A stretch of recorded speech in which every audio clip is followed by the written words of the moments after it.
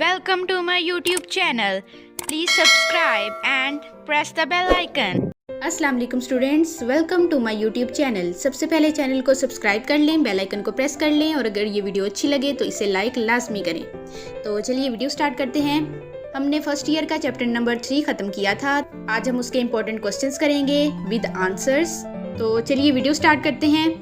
First question है जो बहुत इंपॉर्टेंट है, why did Harry want to go back to the earth? Harry ज़मीन पर वापस क्यों जाना चाहता था? Harry found the climes. Harry ने मरीख पर आबो हवा को देखा, वेरी अनप्लेजेंट, बहुत नाखुशगवार, एंड सेवियर और सख्त। यानी हैरी को ये महसूस हुआ कि मरीख पर जो आबो हवा है वो बहुत ज़्यादा नाखुशगवार है और उनके लिए सही नहीं है, उनके लिए सूटेबल नहीं है। He felt that they would lose their identities. और उसे महसूस हुआ, उसने ये महसूस किया कि वो अपनी शनाख्त खो देंगे, as well as their intellect, और अपनी जहानत भी, ऑन द मार्स, मरीख पर। That is why he wanted to go back to the earth. यही वजह थी कि वो ज़मीन पर वापस जाना चाहता था, क्योंकि हैरी ने जब वो वहाँ पर पहुँचते हैं तब से ही हैरी महसूस करता है कि इस हवा में कुछ है और ये हवा जो है वो इनकी शनाख्त को खो देगी और ये हवा इनके लिए सूटेबल नहीं है, ये मरीख वालों के लिए है और हम ज़मीनी लोग हैं, तो ये हमारे लिए जगह नहीं बनी। और वो आबो हवा को बहुत ही अजीब महसूस कर लेता है पहले ही, तो इसलिए वो वापस ज़मीन पर जाना चाहता है। सेकंड क्वेश्चन है, why did Harry want to stay? Harry क्यों रुकना चाहता था वहाँ पर? The climes on the Mars didn't suit them. जो मरीख की आबो हवा थी वो उनके लिए सूटेबल नहीं थी। However the earth was always in danger. ताहम जो ज़मीन थी वो हमेशा ही ख़तरे में थी ऑफ एटॉमिक बॉम्बिंग, एटमी बमबारी के। That is why Harry wanted to stay there. इस वजह से हैरी वहाँ रहना चाहता था। टू अवॉइड द कैलेमिटीज़, उन मुसीबतों से बचने के लिए। That might fell on them, जो उन पर पड़ सकती थी उस ज़मीन पर। वो उन तमाम मुसीबतों से बचने के लिए जो ज़मीन पर उनके साथ मुसीबतें उन पर पड़ सकती थी, उससे बचने के लिए हैरी वहाँ पर रुकना चाहता था। क्योंकि वो इसीलिए मार्स पर आते हैं क्योंकि ज़मीन पर एटम बम का ख़तरा होता है, इसलिए वो मरीख पर आ जाते हैं। तो बस इसीलिए हैरी भी रहना चाहता था। नेक्स्ट क्वेश्चन है, what was the condition of their houses? उनके घर की क्या हालत थी? हमने पढ़ा कि उनके घर की हालत चेंज हो जाती है कुछ टाइम के बाद। तो कैसे चेंज हो जाती है? Their house had been badly hit by the air, कि उनका जो घर होता है, जो वो मरीख पर बनाया होता है, वो हवा से बुरी तरह से वो मुतासर हुआ था। It was in a very bad condition. वो बहुत ही बुरी हालत में था। द फॉग एट नाइट, रात के वक्त धुंध जो थी, had also affected it badly. जो धुंध होती थी उससे भी बुरी तरह मुतासर हुआ था।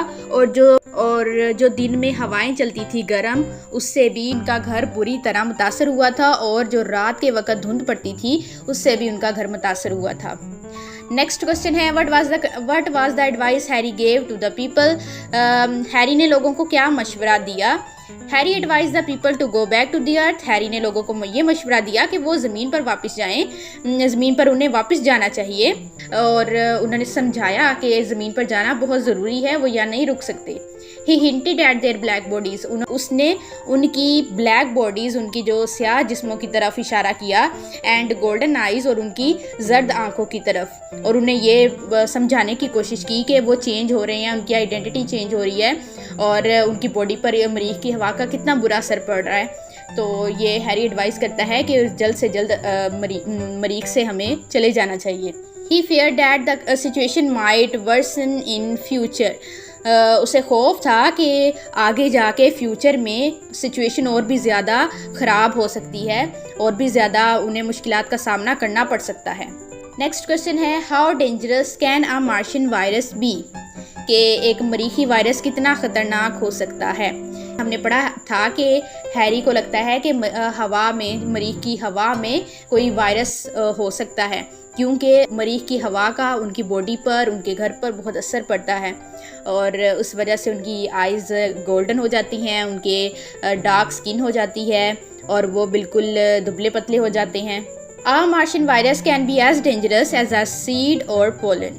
कि एक मरीखी वायरस जो है वो ऐसे ही ख़तरनाक हो सकता है जैसे कोई बीज या कोई पोलन.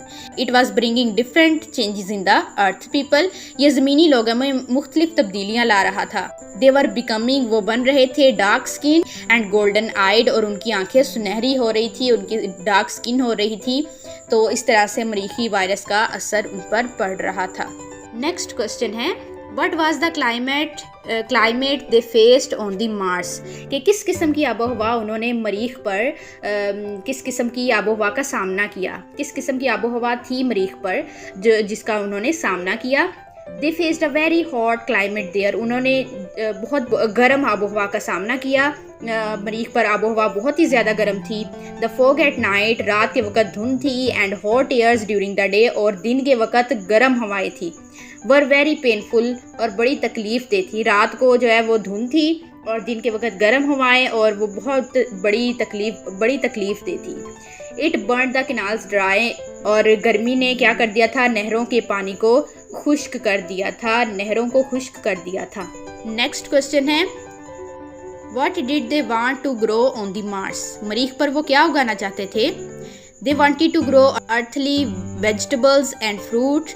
वो मरीख पर ज़मीनी सब्जियां और फल उगाना चाहते थे, लाइक पीच ट्रीज, जैसे कि आड़ू के दरख्त, एंड अनियन, और प्याज के, ऑन द मार्स, मरीख पर.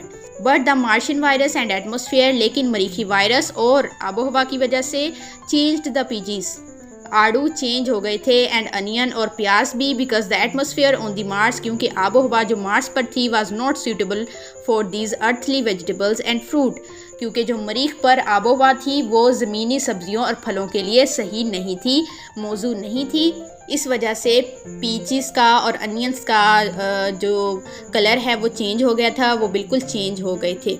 Next question, What was the condition of the Bittering family? Bittering family की क्या हालत हो गई? On hearing the news of the war on the earth, ज़मीन पर जंग की खबर सुनकर उनकी बिटरिंग फैमिली की क्या हालत हो गई? On hearing the news of the war on the earth, के ज़मीन पर जंग की खबर सुनकर, the Bittering family felt that, Bittering family ने महसूस किया, they had been stranded there, कि वो वहाँ पर फंस गए हैं, on the Mars, मरीख पर, forever, हमेशा के लिए. They felt hopeless and helpless, उन्होंने बेबस और मायूस महसूस किया. तो ये थे इम्पोर्टेंट क्वेश्चंस चैप्टर नंबर 3 के. उम्मीद है कि सब स्टूडेंट्स को अच्छे से समझ आ गई होगी. मज़ीद वीडियोस के लिए चैनल को सब्सक्राइब कर लें, बेल आइकन को प्रेस कर लें, और अगर ये वीडियो आपको अच्छी लगे तो इसे लाइक लाजमी करें. So that's it. अल्लाह हाफिज़.